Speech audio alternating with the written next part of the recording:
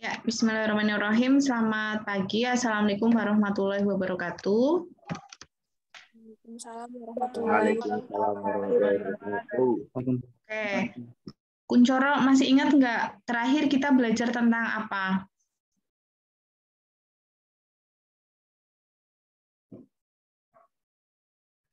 Tentang SDKI, Bu. Kepanjangan SDKI? Standar Diagnosis Keperawatan Indonesia. Kuncoro ketua kelas kan ya? Oke, Bu. Oh ya, siap-siap sering ditunjuk ya. Enggak bercanda. Oke. Ya, kemarin sudah belajar ibaratnya ada gambarannya tentang buku SDKI. Lah, untuk merumuskan diagnosa juga ada buku namanya adalah Nanda. Ya, Nanda juga kudu apal semuanya kepanjangan Nanda. Kayak tadi Kuncoro udah hafal SDKI, Standar Diagnosis Keperawatan Indonesia. Gitu ya. Kalau Nanda mungkin ada yang sudah tahu kepanjangannya Nanda. North American Nursing Diagnosis Association. Boleh sambil ditulis. North utara ya. North itu bahasa Inggris, yang Indonesianya adalah utara. North American Nursing Diagnosis Association. Jadi N yang pertama bukan nursing ya. Biasanya kan mahasiswa ditanya, Nanda kepanjangannya apa? N nursing enggak ya. Justru malah nursing ada kata nursingnya tapi di tengah. Jadi yang kata depan adalah North American Nursing Diagnosis Association. Jadi si Nanda ini adalah perkumpulan diagnosis lah, kebetulan perkumpulannya diinisiasi di Amerika Utara lah, tapi karena internasional, jadi semua negara mengakui itu, ada itu gitu. Tapi di Indonesia boleh loh pakai Nanda, boleh pakai SDKI, tapi PPNI sendiri pakainya SDKI. Tapi karena kalian mahasiswa kudu ngerti tentang Nanda, mudah nggak? Besok kalau di rumah sakit mungkin pakainya SDKI lah, tapi ya nggak apa-apa, memang seperti itu aturan di rumah sakit. Tapi karena kalian masih jadi mahasiswa, ya harus ngerti juga tentang Nanda, karena memang SDKI ya diadopsi dari Nanda. Bisa dipahami ya? Lah, terus terkait dengan buku diagnosa itu maksudnya kayak gimana sih? Gampangannya misalnya buku diagnosa tuh kayak kitab ya, yang kemarin Putri bilang bahwa Nanda itu ya bukunya perawat, kitabnya perawat harus punya. Karena di situ misalnya diagnosa keperawatan pasien sedih namanya apa? Ada namanya kayak gitu. Mudah nggak? Kayak Al-Qur'an kan, ayat untuk seorang manusia yang sedang bersedih apa sih misalnya? Ada nggak sih ayat untuk manusia untuk bersyukur misalnya seperti itu. Jadi hanya ibaratnya si Nanda itu hanya untuk penamaan, nama diagnosa, namanya masalahnya pasien namanya apa gitu. Jadi jangan dibuat mumet ya. Oke. Putri share screen PPT dari Bu Murni ya.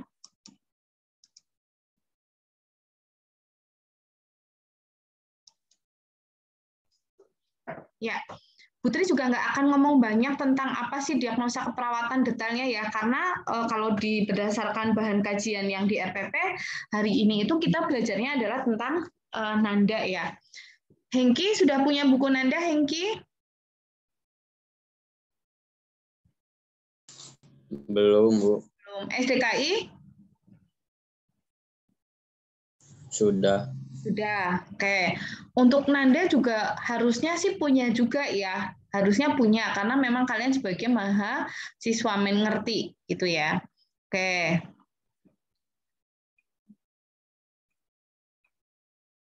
Ya, saya lewati ini. Kita masuk ke apa sih diagnosa keperawatan. Sebelum masuk ke situ, mungkin saya ke Kisti. Kisti Indah, halo Kisti. Iya, Bu. Proses keperawatan tahapannya apa aja? Proses keperawatan. Pengajian, diagnosa keperawatan, intervensi, implementasi, dan evaluasi. Oke, nah hari ini kita belajar tentang yang diagnosa keperawatan dengan menggunakan Nanda. Ini sekilas saja. Apa sih yang disebut sebagai diagnosa keperawatan? Diagnosa keperawatan adalah respon manusia, respon saya terhadap adanya gangguan atau proses kehidupan atau kerentanan terhadap respon tersebut dari individu, keluarga, kelompok maupun komunitas. Jadi misalnya gini, Yang namanya diagnosa keperawatan itu, misalnya saya punya penyakit MAH, ya, respon saya terhadap penyakit MAH saya adalah nyeri, respon saya nyeri. Nah, nanti yang namanya diagnosa keperawatan pasien saya tadi atau diagnosa keperawatan saya adalah berarti nyeri. Dong nggak? Ada gambaran nggak?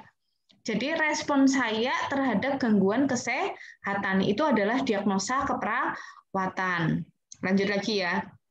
Diagnosa keperawatan merupakan suatu pernyataan yang menggambarkan respon manusia, ya, baik aktual, potensial dari individu atau kelompok. Contoh lagi adalah misalnya penyakit hipertensi. Hipertensi kan pasiennya kadang pusing, terus tengkuknya kaku gitu ya. Pusing, tengkuknya kaku itu apa sih di diagnosa keperawatan namanya apa? Oh, kumpulan gejala tadi namanya nyeri. Mudeng ya? Lagi, misalnya ada pasien yang dia sedih terus-menerus, terus akhirnya dia jadi nggak makan, jadi nggak mandi, rambutnya kucel, giginya kuning misalnya. Lah rambut kucel, gigi kuning, itu kan respon dia terhadap masalah yang dia hadapi ya. Nah tadi kucel, bau, itu nanti namanya apa? Dinanda, didiagnosa. Oh namanya defisit perawatan diri. Ada gambaran nggak? Lagi misalnya saya nih menstruasi tiap bulan, maaf, tapi saya nyeri setiap datang bulan. Lah berarti kan respon saya terhadap menstruasi apa? Nyeri. Lah berarti diagnosa keperawatan saya adalah nyeri. Gitu ya. Ada gambaran tentang diagnosa keperawatan? Jadi respon manusia, respon kita terhadap adanya gangguan kesehatan. Terus misalnya untuk laki-laki nih, misalnya ada kelenjar prostatnya membesar, otomatis menghalangi urin, ya pipis sakit. Nah itu responnya, berarti kan pipisnya sakit, urinnya tertumpuk. Nah itu nanti apa nama respon terhadap tadi yang urinnya numpuk buat pipis sakit? Oh responnya berarti nanti nama diagnosanya adalah misalnya gangguan eliminasi urin. Ada gambaran nggak? Kalau diagnosa medisnya kan berarti BPH, benigna prostat hiperplasi. Itu punyanya dokter. Lah, kalau saya ngurusi tadi gangguan eliminasi urin. Ada gambaran ya? Bisa dipahami? Jadi dokter ngurusi diagnosa medis, kita ngomongin diagnosa keperawatan. Emang diagnosa keperawatan apa? Diagnosa keperawatan ya tadi respon saya terhadap gangguan kesehatan. Itu ya. Terus ini lanjut, ini juga diagnosa apa sih definisi ini kan sudah ada di teori yang pertama ya. Ini kan saya hanya fokus ke Nanda. Oke, nanti di Nanda akan ada yang namanya batasan karakteristik ya, sama kayak SDKI. SDKI kan kemarin saya bilang ada gejala mayor, ada gejala minor. Tapi kalau di Nanda namanya adalah batasan karakteristik. Ya. Terus faktor yang berhubungan sama ya, faktor resikonya juga sama ya. Tapi yang cuma namanya aja yang berbeda ya. Kalau kemarin namanya adalah gejala mayor, gejala minor, kalau di Nanda namanya adalah batasan karakteristik. Oke, ini ada definisi kayak gini ada di bukunya Nanda ya. Jadi saya lewati aja. Mungkin saya jelaskan yang ini ya, bahwa batasan karakteristik adalah tanda atau gejala data objektif maupun subjektif ya. Kalau kemarin kan ada sign and symptom ya. Terus faktor yang berhubungan adalah etiologinya. Faktor risiko adalah faktor yang menyebabkan jadi meningkatnya resiko. Oke. Jadi setelah pengkajian langkah-langkahnya apa sih? Yang pertama adalah setelah saya pengkajian, saya selanjutnya adalah saya akan melis data. Mana yang data normal, mana data yang tidak normal. Ya, jadi saya akan melis data mana yang normal, mana data yang tidak normal. Nah, data yang tidak normal inilah yang nanti saya akan kelompokkan dan akan dibuat sebagai data untuk memunculkan diagnosa keperawatan. Itu ya. Oke, kalau di sini jadi hampir sama, saya langsung ke aplikasinya aja.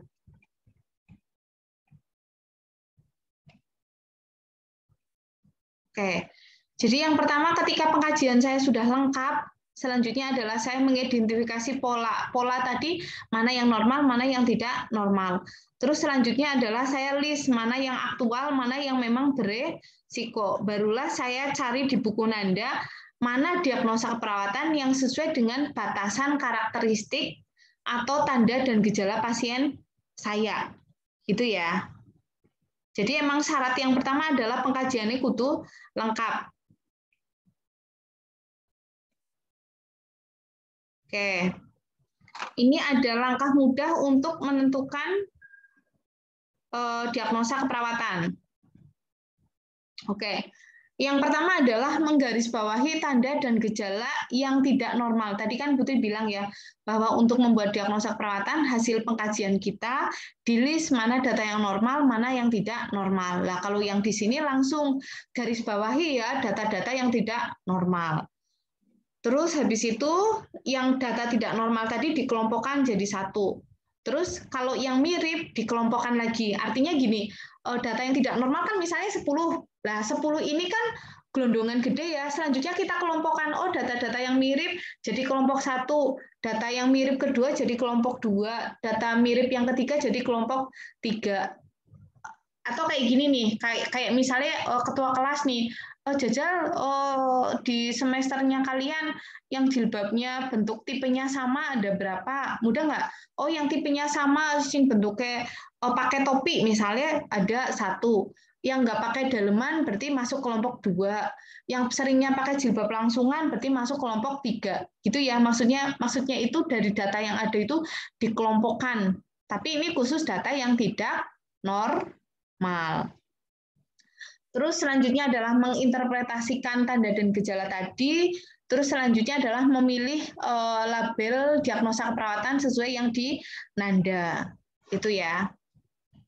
Bu, Nanda kan akeh, ya memang harus dibaca satu per satu. Tapi kalau misalnya kan sudah sering ya, maksudnya di belajar di sistemnya kalian di mata kuliah keperawatan kan pasti setiap belajar teori penyakit di bawahnya akan ada kalimat diagnosa keperawatan yang sering muncul. Nah itu, berarti itu yang sering dilingkari di buku Nanda yang kalian punya.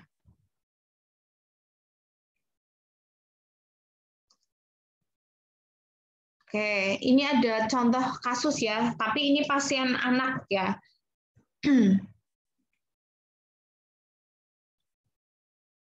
Ya, kita latihan dulu ya. Silakan baca satu-satu, terus nanti saya tunjuk menurut kalian data yang tidak normal yang mana, gitu. Nggak tahu juga nggak apa-apa ya, karena ini keperawatan anak, mungkin kalian belum belajar. Paling nggak baca dulu, latihan dulu.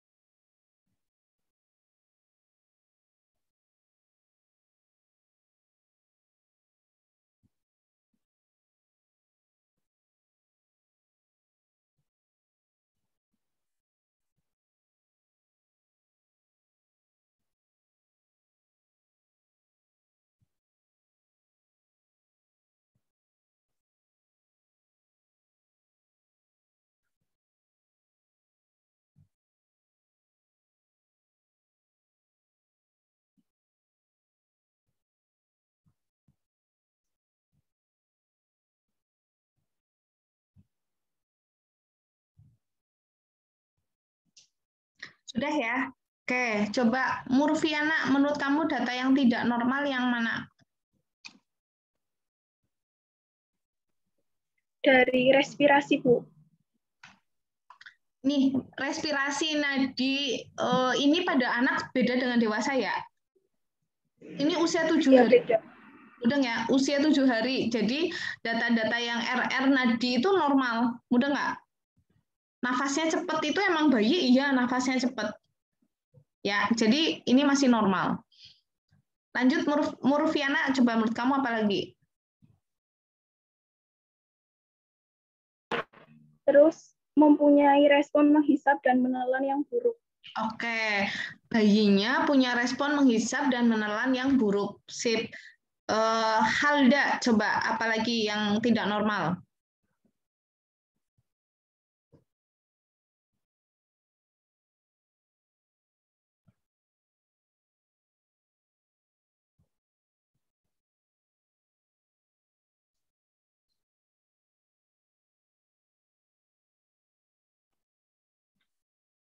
Yang tidak normal adalah bayinya dan puting susunya berhasil masuk ke dalam mulut bayinya dengan cara dimasukkan dengan jari. Yang nggak normal, tapi apa? Namun bayi tidak mampu memulai menghisap. Gitu ya. Kita ngomonginnya nggak normal ya.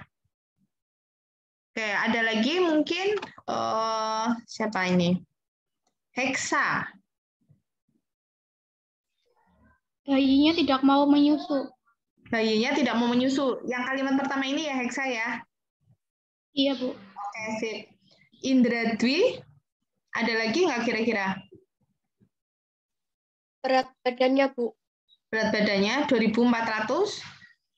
Dan lalu mengalami penurunan selama sekitar 3 ons. Lalu mengalami penurunan sekitar 3 ons. Oke, kita lihat ya bareng-bareng yang tidak normal ini adalah yang di garis ya. Oke, benar ya yang pertama. Terus tadi ini sudah juga menghisap dan menelan yang buruk. Ini juga tadi sudah. Terus ini tadi terakhir juga sudah. Nah, cuma tambahan ini ya, yang dirawat bayi dipasang OGT. Putri mana tahu kita OGT. Oke.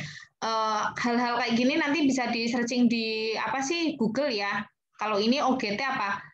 Oral gastric tube. Jadi kalau biasanya kalau dewasa itu kan ketika pasiennya nggak bisa makan, pasiennya nggak sadar dipasang NGT, nasal gastric tube ya. Jadi dipasang selang makan lewat hidung yang nantinya akan ke lambung pasien. Nah, tapi karena ini bayi masuknya ke oral. Jadi gitu ya, selangnya masuk lewat mulut terus masuk ke lambung. Gitu ya. Nah, ini data-data ini yang tidak normal ini dijadikan jadi satu ya, karena kalian masih belajar nggak apa-apa deh data normalnya apa gitu ya. Tapi misalnya apa ya sudah tahu yang normalnya bagaimana ya nggak usah dibuat seperti ini. Jadi kita langsung saja ke yang dikelompokkan ya. Ini kan maksudnya data pasiennya seperti ini, data normalnya ini loh gitu. Nah, terus kita kelompokkan, membuat daftar yang tidak normal tadi, ya, di list satu-satu, ditulis lagi di sini. Nah, terus selanjutnya adalah kita kelompokkan ya, terkait dengan data-data yang tadi.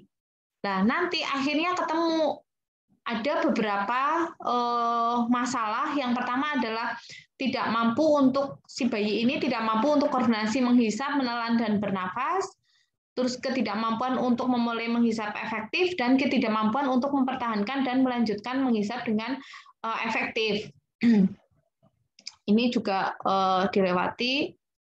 Nah, nanti kalimat-kalimat ini ada di nanda gitu ya, Mbak. Jadi emang harus dicocokkan satu-satu. Oh, diagnosa yang ini batasan karakteristiknya apa sih gitu. Karena masih belajar ya belum hafal ya, tapi nek misalnya sudah sering membukanya ya lama-lama hafal. Ya kayak Al-Qur'an ya, kayak misalnya surat Ar-Rahman dibaca tiap hari ya lama-lama akhirnya hafal gitu. Nek awal-awal ya emang kudu baca, harus baca satu persatu sama dengan buku nanda ini. Itu ya.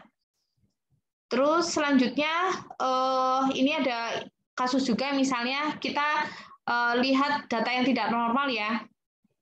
Kita bandingkan data yang tidak normal dengan yang normal. Misalnya punya pasien itu dia tidak BAB selama 4 hari, padahal logikanya harusnya BAB itu setiap hari. Terus BAB dia harus dengan mengejan, terus ditambah nyeri. Harusnya kan BAB tidak nyeri ya. Terus pada saat BAB fesesnya kecil dan keras, harusnya kan lunak ya, fesesnya lunak. Terus abdomennya keras dan distensi punya pasien misalnya, padahal normalnya abdomennya lunak dan tidak distensi. Sehingga nanti akan ada masalah. Masalahnya adalah eliminasi fekal. Putri, kata-kata eliminasi fekal dari mana? Ya ada di Nanda gitu. Gitu ya. Terus, nah, selanjutnya adalah memilih label diagnosa sesuai apa sih Nanda tadi.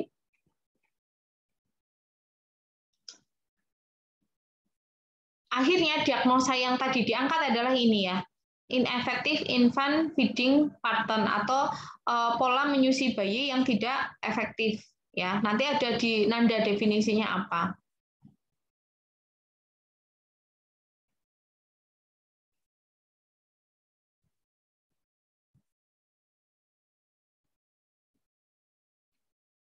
Oke, ini perbedaan masing-masing diagnosa.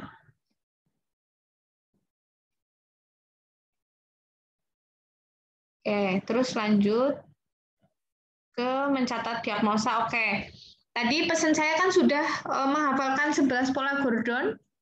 Sudah hafal? Karena kalau 11 pola Gordon ini benar-benar berkaitan dengan Nanda ya. Coba, kita kan tadi ada 11 pola Gordon. Yang pertama adalah pola pengen sehat, pola pemeliharaan kesehatan. Lapar makan apa? Pola nutrisi metabolik, ya kan? Terus habis makan pengen BAB, pola eliminasi. Udah makan, udah BAB pengen jalan-jalan ke Ritamol, pola aktivitas dan latihan. Capek berarti pola istirahat dan tidur, ya kan?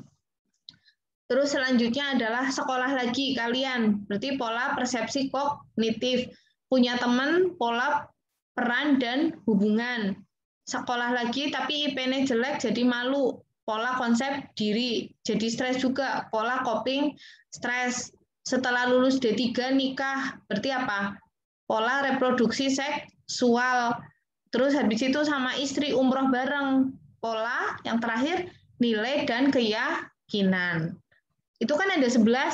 Lah di Nanda ada yang namanya daerah atau domain, itu ada 13 domain. Nah, 13 itu udah sama dengan pengkajian Gordon tadi ya, tinggal nambahin keamanan, kenyamanan, pertumbuhan dan perkembangan ya. Cuma nambah ini. Yang tadi yang pola Gordon awalnya 11 di sini jadi 10. Kenapa jadi 10 Putri?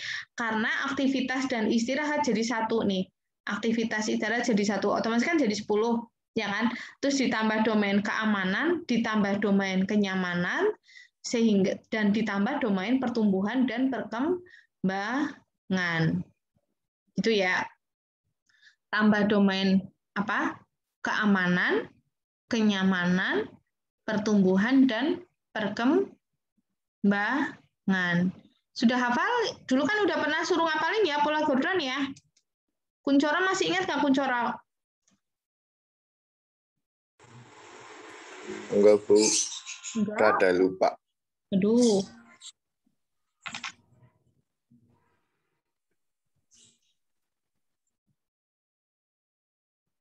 Yang masih hafal siapa? Nanda masih hafal, Nanda? Lumayan, Bu. Ya, coba ya Nanda ya. 11 pola Gordon. Pola 11 pola Gordon, 1 pola persepsi kesehatan dan manajemen kesehatan, 2 pola nutrisi dan metabolik, 3 pola eliminasi, 4 pola persepsi kognitif, 5 pola aktivitas latihan, 6 pola istirahat tidur, 6 pola persepsi kognitif, 7 pola konsep diri dan persepsi diri, 8 pola peran hubungan, 8 pola seksualitas dan reproduksi, 10 pola coping toleransi stres, 11 pola nilai kepercayaan. Ya, tadi yang pola kognitifnya kedouble ya. Ya. Oke. Iya. Sip, Nanda. Oke, berarti kan nanti kalau sudah hafal pola 11 tadi, tinggal ditambahin ngapalin keamanan, kenyamanan, sama pertumbuhan dan perkembangan gitu. Gitu ya. Jadi kalau udah hafal 11, enak ngapalinya. Nah, maksudnya apa, Bu? Nanti misalnya, kalian mengkaji kok seksualnya pasien yang bermasalah, ya udah tinggal masuk ke domain seksualitas. Mudah nggak? Terus, pasien kok habis bergerak sesak nafas, ya sudah langsung masuk ke domain aktivitas gitu loh. Mudah nggak? Jadi kalian mengkajinya apa, bermasalahnya di mana, masuk ke domain yang tadi. Contoh lagi misalnya, aduh aku nggak pipis sakit deh, misalnya ya, anyang-anyangan perih, nggak enak misalnya. Berarti masuk ke domain apa kira-kira? Eliminasi, gitu ya. Terus buat makan mual, berarti kira-kira masuk ke domain apa? Nutrisi, Bu. Terus misalnya, aduh saya gampang cemas, apa-apa sedikit cemas, domain apa itu? Coping, stres, gitu ya. Terus nanti kalau pasien merasa nyeri, berarti domain ini, comfort, kenyamanan. Gitu ya, lagi ya. Misalnya pasien merasa malu dengan bentuk tubuhnya karena habis kena luka bakar di wajah, itu domain apa kira-kira? Malu terhadap bentuk tubuhnya. Konsep diri. Sip, oke. Bisa dipahami ya? Oke. Ini nanti kalau mati kita masuk ke Zoom yang sama ya. Ini tinggal 1 menit. Oke. Terus buku Nanda macam-macam ya. Artinya dia selalu mengeluarkan edisi yang baru terus. Kenapa? Karena ibaratnya Nanda yang 2015 itu ada 207 diagnosa. Yang 2018 ada 224 diagnosa. Dan emang ini in English, tapi sudah banyak yang menerjemahkan buku Nanda ya. Jadi jangan jadi alasan hambatan ya. Jadi bedanya Nanda yang terbaru sama yang dulu apa? Di jumlah diagnosa. Ibaratnya mbiyen jumlah diagnosanya 1, siki wis 224. Gitu ya. Terus tipe diagnosa Nanda sama kayak tipe diagnosa SDKI. Kan kemarin saya bilang ada diagnosa aktual, ada diagnosa resiko, gitu ya. Ada diagnosa kesejahteraan. Ada 3 kan SDKI.